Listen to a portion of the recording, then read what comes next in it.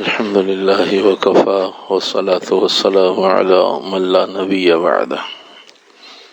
حدیث مبارکہ کا مفہوم ہے خوش و خرم رہے، سرسبز و شاداب رہے وہ آدمی جو میری بات سن کر جوں کی توں دوسرے مسلمانوں تک پہنچا دے۔ مضمون حدیث پیارے نبی علیہ الصلوۃ والسلام کی پسندیدہ چیزوں سے متعلق چل رہا ہے کہ آپ صلی اللہ علیہ وسلم کی پسندیدہ چیزیں ہماری آپ کی پسند بن جائیں۔ جب ہماری آپ کی پسند آپ صلی اللہ علیہ وسلم والی پسند ہو، اللہ کی ذات سے امید ہے کہ ہمیں اپنی زندگی میں بھی اور آخرت میں بھی اپنے محبوب صلی اللہ علیہ وسلم سے ایک خاص مناسبت پیدا ہو جائے گی، اور کسی سے بھی مناسبت عمل کے ذریعے ہی پیدا ہوا کرتی ہے۔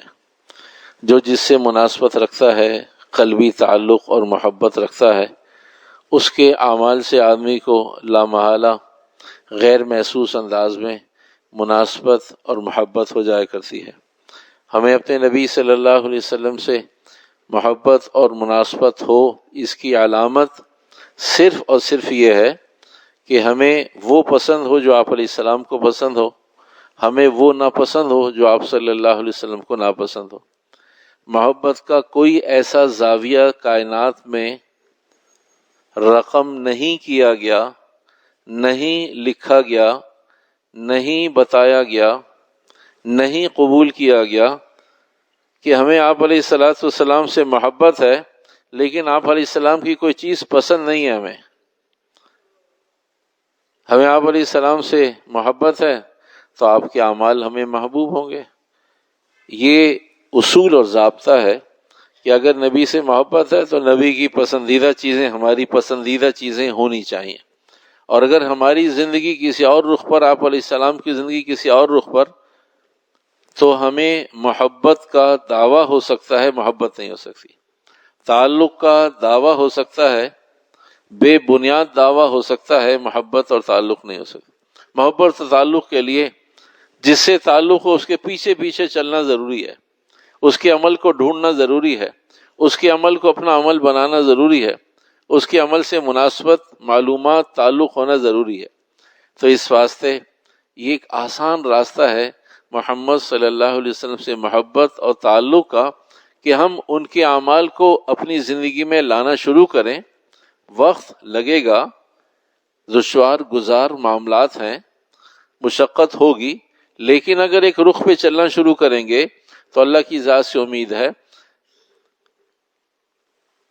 کچھ وقت کے بعد آپ صلی اللہ علیہ وسلم والے اعمال ہماری زندگی میں شامل اور داخل ہو جائیں گے۔ اس مضمون کے تحت آپ صلی اللہ علیہ وسلم کو پسندیدہ اعمال، ان میں سے ایک عمل ہے کہ آپ بچوں پہ شفقت فرماتے تھے اور بچوں کی بہترین تربیت فرماتے تھے۔ بچوں پہ شفقت اور بچوں کی تربیت، جب شفقت ہوتی ہے تو بے تربیت بھی ہو جاتی ہے، شفقت نہیں ہوتی تو بے تربیت بھی نہیں ہوتی۔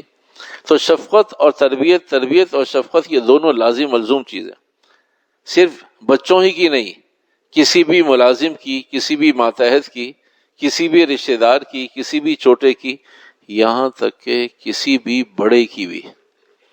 تربیت خالی چھوٹے کے لیے نہیں ہے، کبھی کبھی چھوٹے سمجھدار ہوتے ہیں تو اپنے بڑوں کی ادب کے دائرے میں رہتے ہوئے کوئی اچھے انداز پر کوئی بات سمجھانا چاہتے ہیں تو پھر بڑے بوڑھے، والدین، چچا ماموں تایا، خالہ پھوپھیاں، نانی دادیاں یہ کہتی ہیں مجھے تو اس بچے نے صحیح سمجھا دیا ورنہ مجھے بات معلوم نہیں تھی۔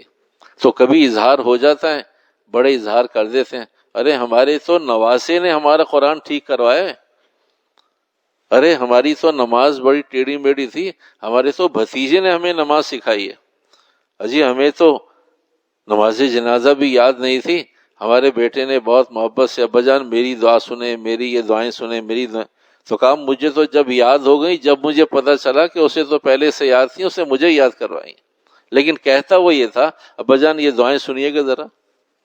کہا نہیں بیٹا چشمہ نہیں ہے، کہا میں چشمہ لے کر آتا ہوں، کہا وہ چشمہ پتہ نہیں کہاں ہے، کہا میں ماما کا چشمہ لے آتا ہوں، آپ سنیں یہ دعائیں۔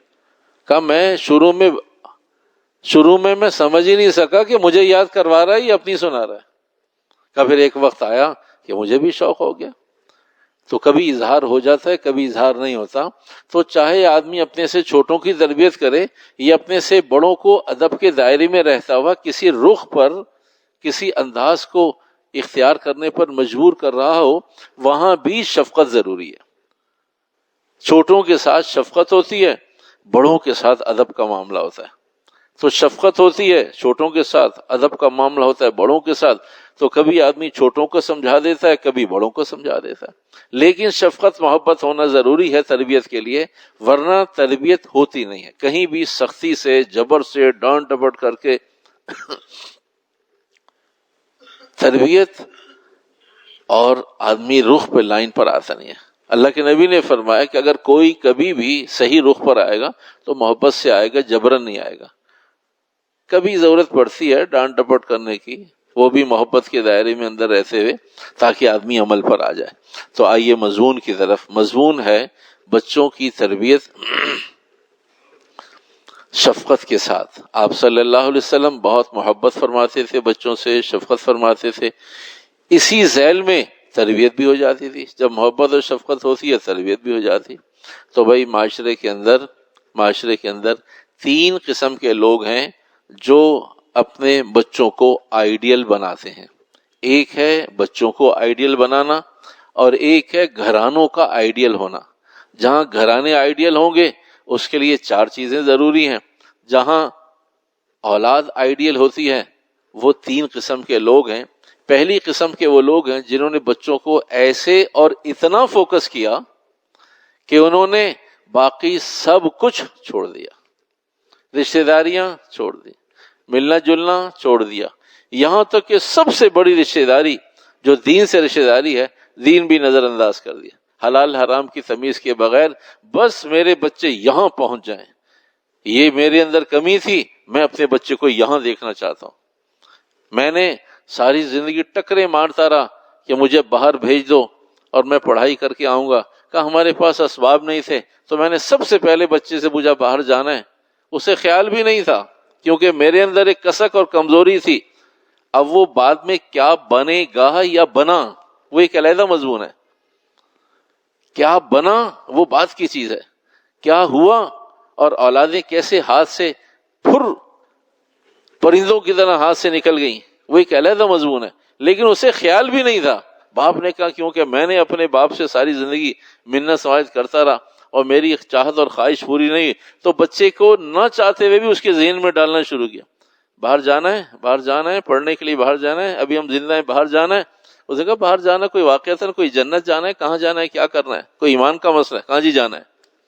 بچہ تھوڑا سا بڑا ہوا، اس نے کہا جی باہر جانا چاہیے اس لیے کہ یہاں تو پابندیاں بہت ہیں، نہ اس کی ضرورت، نہ اس کی سوچ، اور نہ اسے کسی نے سوائے اس کے کہ گھر سے اتنا سمجھایا کہ وہ تیار ہو گیا۔ اللہ کی شان۔ تو جو کمی ہوتی ہے تو ماں باپ وہ چاہتے ہیں یہ کمی میرے بچوں میں نہ رہے، اب وہ کمی چاہے حلال ہو یا حرام ہو یہ پوری ہونی چاہیے کسی طرح۔ تو کچھ ماں باپ ایسے جو اولاد کو ایسا اور اتنا فوکس کرتے ہیں کہ دین چھوڑ دیتے ہیں، اور کچھ ماں باپ ایسے کہ جو دین کو اتنا فوکس کرتے ہیں کہ اولادیں ہاتھ سے نکل جاتی ہیں، نہ اپنی تربیت ہوئی اور نہ اپنی اولادوں کی تربیت ہوئی۔ اور کچھ لوگ ایسے جو توازن کے ساتھ چلتے ہیں کہ نہیں بھی دین بھی ایسے ہی ضروری ہے جیسے اولادیں ضروری ہیں، اولاد بھی ایسے ہی ضروری ہے جیسے دین ضروری ہے، تو وہ دونوں کو ملا کر چلاتے ہیں۔ تو بھائی شریعت مطہرہ نے ان لوگوں کو اپریشیٹ کیا ہے جن کی اولادیں اور دین دونوں سنبھلا ہوا، جن کی صرف اولادیں سنبھلی ہوئی ہوں انہیں بھی شریعت نے اپریشیٹ نہیں کیا، جن کا صرف دین سنبھلا ہوا ہو، باپ بہت دیندار، ماں بہت دیندار، لیکن اولاد دیندار نہیں، اس لیے کہ انہوں نے اپنی جنت اور آخرت بنانے میں اتنی کوشش کی، اتنی جان ماری کہ تربیت بھی دین کا حصہ ہے، ان کی ذمہ داریاں، رسپانسبلٹیز ہیں، اسے انہوں نے نظر انداز کر دیا۔ انہوں نے سوچا خالی صوم و صلاۃ، نماز، روزہ، حج، زکوٰۃ یہ اتنا اہم ہے، یقیناً اہم ہے، لیکن اولاد کی تربیت کو چھوڑ کر اہم نہیں ہے۔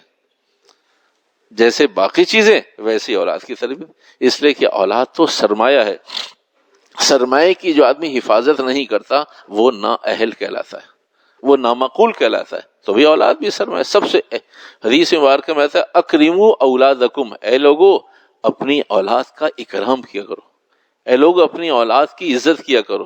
بھئی کیسی عجیب بات ہے، اولاد کا اکرام، اولاد کی عزت. چھوٹی سی بات، کرائٹیریا، میزان، فیصلہ. جو آدمی اپنی اولاد سے آپ جناب سے بات نہیں کرتا یا نہیں کر سکتا، اس باپ کے لیے، اس ماں کے لیے لمحہ فکریہ ہے کہ اس کی تربیت نہیں ہوئی. کہا بیٹے سے آپ جناب سے بات کروں؟ اوئے اوئے توئے، تیری میری، کیا کر رہا ہے، کرتا کیوں نہیں ہے، اٹھتا کیوں نہیں ہے، جاتا کیوں نہیں ہے، بولتا کیوں نہیں ہے. اس کا مقصد ہے کہ باپ کی تربیت نہیں ہے. جو آدمی اپنے خون سے، اپنی اولاد سے آپ جناب سے بات نہ کر سکے، جس کو حجاب ہو کہ میں اپنی اولاد سے آپ کہوں بیٹے آپ کہاں تھے، آپ نے نماز نہیں پڑھی، اچھا نماز پڑھ لیجئے، اچھا نماز جلدی سے پڑھیں پھر چلتے ہیں، نہیں جلدی سے کام کر لیجئے. کہا آپ بچوں سے آپ جناب سے بات کرتے ہیں؟ تو بھائی جو بچوں سے، ڈرائیور سے، ملازمین سے، گیٹ کیپر سے آپ جناب سے بات نہ کر سکے، اس کے لیے لمحہ فکریہ ہے کہ اس کے بڑوں نے اس کی تربیت نہیں کی. اس کا تعلق تربیت سے ہے، اس کا تعلق سیاست سے، ہوشیاری سے، سمجھداری سے، کام نکالنے سے نہیں ہے. دائرہ ہے ادب کا. اگر ملازم ہے تو کیا ادب کے دائرے سے باہر نکل کے ملازمت؟ یہ آدمی مالک ہے تو ادب کے دائرے سے باہر نکل کے مالک بنے گا؟ مالک بننے کے لیے بے ادبی کرنا ضروری ہے؟ مالک بننے کے لیے اوئے توئے گالی گلوچ کرنا ضروری ہے؟ یہ خام خیالی ہے. عین ممکن ہے کہ آپ کی رائے ہو کہ یہاں بیٹھ کر آپ کا یہ فیصلہ ہو سکتا ہے، جب آپ باہر نکلیں گے پھر آپ کی بھی رائے بدل جائے گی. میرے بھائیو ایسا نہیں ہے، ایسا نہیں ہے، ایسا قطعاً نہیں ہے. ادب کا ایک دائرہ ہے، اولاد کے ساتھ بھی، بیوی بچوں کے ساتھ بھی.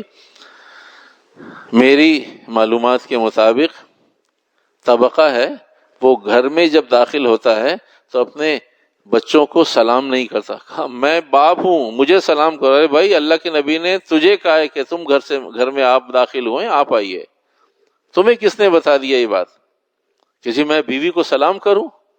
اس لیے کہ وہ تو میری ماتا تھا. اوہو. تو جب تربیت نہیں ہوتی تو پھر آدمی کو احساس اور ادراک نہیں ہوتا کہ میں کہاں کہاں غلطیاں کر رہا ہوں. تو اکریمو اولادکم، اکریمو یہ بات اس لیے عرض کی کہ جب اولاد جو ہمیشہ قاعدہ، قانون، اصول، ضابطہ، سسٹم کے اعتبار سے ہمیشہ چھوٹی ہوگی اگر اولاد ہے تو، جب اولاد کی عزت کے لیے کہا تو جس سے وہ اولاد ہوئی ہے اس کی عزت نہیں ہوگی؟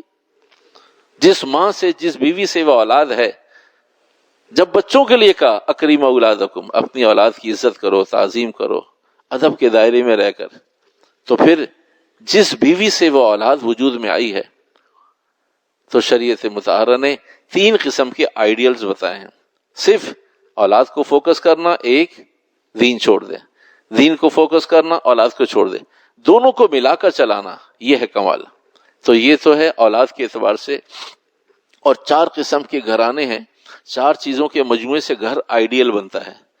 جو کوئی بھی آج ہمارے آپ کے نظر میں خاندانوں میں، علاقوں میں، دوست احباب کے یہاں، رشتہ داروں میں کوئی گھر آئیڈیل ہے تو آپ وہاں دیکھیں کہ وہاں ان 4 چیزوں میں سے کوئی 1، 2، 3، 4 چیزیں موجود ہوں گی. اگر ایسا نہیں ہوگا تو آئیڈیل نہیں ہو سکتا. ہمارا دھوکہ ہے. ہمیں آنکھوں کو بغور مطالعہ کرنا چاہیے، کچھ لگا کر دیکھنا چاہیے کہ وہ کہیں ہمیں دھوکہ نہ لگ رہا ہو. اگر کوئی گھرانہ آئیڈیل ہے تو وہاں پر 4 چیزیں. سب سے پہلی چیز یہ کہ خاوند بیوی کی عزت کرتا ہو. جس گھر میں بیوی کی عزت نہیں ہے وہ گھرانہ آئیڈیل نہیں ہو سکتا. جب بیوی کی عزت نہیں کرے گا تو اولاد ماں کی عزت نہیں کرے گی. یہ شریعت مطہرہ کا حکم ہے، یہ شریعت مطہرہ کا حکم ہے. اللہ نے تمہیں جس کا ماتحت بنایا ہے اس کی عزت کرو، آپ جناب سے گفتگو کرو. تو بیوی کی عزت 1 نمبر پر. بیوی کو حدود کے اندر رہتے ہوئے خوش رکھنا. بیوی کو حدود کے اندر رہتے ہوئے، احکامات ہیں، شریعت ہے، حدود کے اندر رہتے ہوئے خوش رکھنا. 3 نمبر پر خاندان میں، بچوں میں، عزیز اقربا میں بیوی کا وقار بحال رکھنا. ایک ہے ذاتی طور سے عزت کرنا اور ایک ہے وقار بحال رکھنا. بچوں کے درمیان ماں کا وقار بحال رکھنا. ساس سسر کے اپنے ماں باپ کے درمیان بھی اور اس کے ماں باپ کے درمیان بھی. اس کا وقار باہر رکھنا کہ جی داماد تو ہر وقت شکایتیں ہی کرتا رہتا ہے، اور اپنے ماں باپ سے بہو کی اپنی بیوی کی شکایتیں ہی کرتا رہتا ہے. تو یا اپنے ماں باپ کے ہاں اس کا وقار ختم ہو رہا ہوتا ہے شکایت کرنے پر، یا اپنے ساس سسر کے ہاں وقار ختم ہو رہا ہے شکایتیں کرنے پر. تو تیسرے نمبر پر بیوی کا وقار اولاد کے درمیان بھی، اپنے خاندان کے درمیان بھی. اور چوتھے نمبر پر کہ یہ گھر کے ماحول کا سازگار بنانے کے لیے معاون ہے. باپ کے ذمہ ہے ماحول بنانا، ماں کے ذمہ ہے تربیت کرنا. ماں کے ذمہ ہے انٹرنل مسائل کو دیکھنا، باپ کے ذمہ ہے کہ باہر سے کوئی نئی پروڈکٹ اندر نہیں آنی چاہیے. ماحول بنانے کا تعلق یہ ہے کہ باہر سے کیا چیز آ رہی ہے فلٹر ہو کے آئے گی. باپ کو معلوم ہے کیا کیا چیزیں میری چار دیواری میں آ رہی ہیں، وہ مجھے معلوم ہو. ایک وقت تھا اگر باہر سے کوئی بچہ 1 روپے کی ایک آنے کی بھی چیز لے آتا تو ماں پوچھتی تھی بیٹا یہ کہاں سے لایا ہے؟ اٹھا کے لائے ہو، زمین پر پڑی تھی، کسی چھین کر لائے ہو. تو پہلے دن یہ بے راہ روی اسی وقت ایک آنے کے اندر ختم ہو جاتی. اب نہ ماں پوچھتی ہے اور نہ بیوی پوچھتی ہے میاں جی یہ پیسے کہاں سے آ رہے ہیں. حرام کا دروازہ کھل گیا. بچوں کی عادتیں خراب ہو گئیں. باپ نے پوچھا بھائی یہ میرے گھر کی چیز نہیں ہے. تو بیوی کو معلوم ہے لیکن بیوی نہیں بولتی کہ بچہ کہیں سے لے کر آئے. رب نے مجھے اور آپ کو بحیثیت مسلمان ہونے کے اتنا مضبوط سسٹم عطا فرمایا ہے، اگر ہم ان پرٹیکولرز پر آ جائیں تو ہر ایک گھرانہ مسلمانوں کا ایسے ہی چمک رہا ہو جیسا زمین والوں کے لیے سورج اور چاند چمکتا ہے. لیکن وہ اتنی موٹی موٹی سی چیزیں ہیں. کبھی بچہ کما رہا ہے، بھائی بچہ کیا کما رہا ہے، کیسے کما رہا ہے؟ نوٹ چھاپتا ہے، کیا کرتا ہے بچہ؟ جاب کیا ہے، سروسز کیا ہیں، آمدن کیا ہے، ذرائع کیا ہیں، آؤٹ پٹ ان پٹ کیا ہے، ریسورسز کیا ہیں، اور خرچے اتنے، چیزیں اتنی ایک تنخواہ میں. یہ تو 12 مہینے کی تنخواہ میں بھی کام نہیں ہو سکتا جو ہر مہینے ایک تنخواہ میں ہو رہا ہے. یہ ایسی کون سی برکت ہے صحابہ کے دور کی کہ جو آپ ہی کے بچے کے پاس اتنی برکت ہے، اس کی تنخواہ میں ایسی برکت ہے؟ کیا کرتا ہے آپ کا بچہ؟ کیا کرتا ہے آپ کا خاوند؟ کیا کرتے ہیں آپ کے چچا اور ماموں اور نانا؟ یہ ریسورسز کہاں سے آ رہی ہیں؟ تو اگر بیویاں پوچھنے لگیں، مائیں پوچھنے لگیں، باپ پوچھنے لگے، بڑے بھائی پوچھنے لگے، تو کوئی بے راہ روی کا شکار نہ. بے راہ روی کی ابتدا یہاں سے ہوتی ہے. تو بھائی 4 چیزوں کا اہتمام. سب سے پہلے خاوند اپنی بیوی کی عزت کرتا ہو، گھر آئیڈیل بن جائے گا، 25% کام ہو گیا. دوسرے نمبر پر حدود کے اندر رہتے ہوئے باہر نہ نکلے، حد سے باہر نہ نکلے، حرام کی طرف نہ، حلال کی ریسورسز کے اندر رہتے ہوئے بیوی کو خوش رکھے. تیسرے نمبر پر بیوی کا وقار بچوں کے درمیان بھی، اپنے ماں باپ کے اور بیوی کے ماں باپ کے درمیان بھی بحال رکھے. چوتھے نمبر پر ماحول کا بنانا خاوند کی ذمہ داری ہے. مضمون کو انشاءاللہ آگے چلے گا، یہ مضمون تفصیلی چیزیں ہیں. اللہ نے اولاد بالکل پودوں کی طرح رکھی ہے. یہ اولاد پودے ہیں. اس پودے کو صحیح موسم، پانی اور کھاد اور نگاہ، تو یہ پودا تناور بن جائے گا. آپ کو پھل اور سایہ نہیں دے گا، ساری قوم کو پھل اور سایہ دے گا. اور اگر آپ نے اس کے موسم کا خیال نہ رکھا، موسم ماحول ہے، اس کو آپ نے اچھا ماحول نہیں دیا، کھاد اور پانی اس کی ضروریات ہیں، بغیر اس کے پودے نہیں بنتے. اور نگاہ دیکھنا، دھوپ، سردی، گرمی، دھوپ پڑ رہی ہے نہیں پڑ رہی، مستقل سائے میں تو نہیں ہے، مستقل پانی میں تو نہیں ہے، مستقل دھوپ میں تو نہیں ہے، مستقل کھاد ضرورت سے زیادہ تو نہیں ڈال دی. نگاہ رکھنا. تو جب یہ نگاہ بھی ہوگی جس پودے پر، سردی گرمی کا بھی خیال رکھا جائے گا، کھاد اور پانی کا بھی اہتمام ہوگا، اور موسم کا بھی خیال رکھا جائے گا، ماحول کا بھی. تو پھر یہ تناور، پھر یہ اتنا پھل دے گا، پھر مشہور ہو جائے گا. اس درخت کا پھل میٹھا ہے، وہاں قیام کریں، وہ سائیدار ہے، وہ سائیدار ہے۔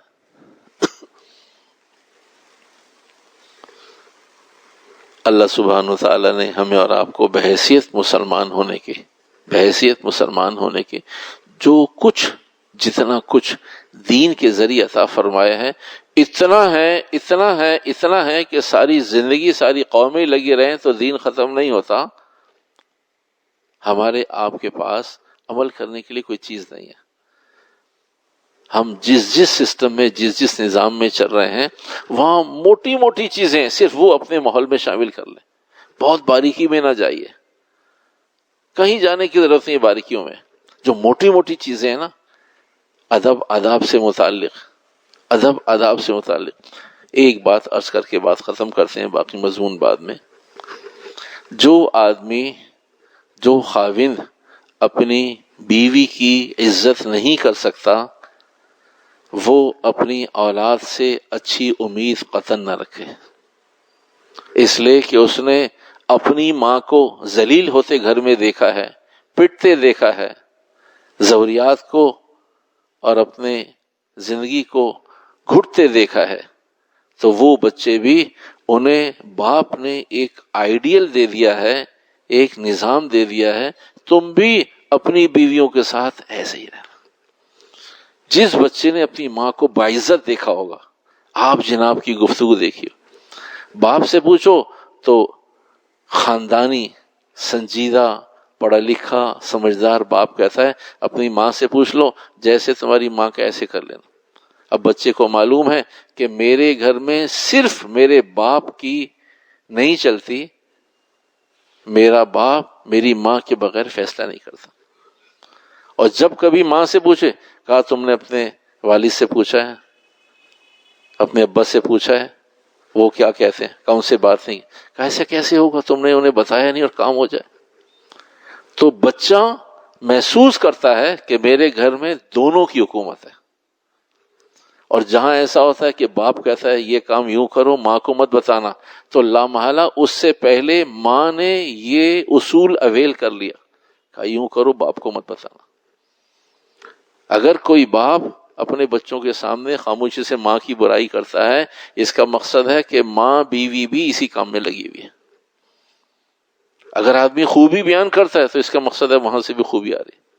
یہ اللہ نے مسلمان کا دل ایسی چیز بنائی ہے، اگر یہاں کوئی برائی ہے تو وہ زبان سے کہنے کی ضرورت نہیں ہے، یہ برائی سینہ بسینہ منتقل ہوتی ہے، دل کی بات دل میں گھستی ہے۔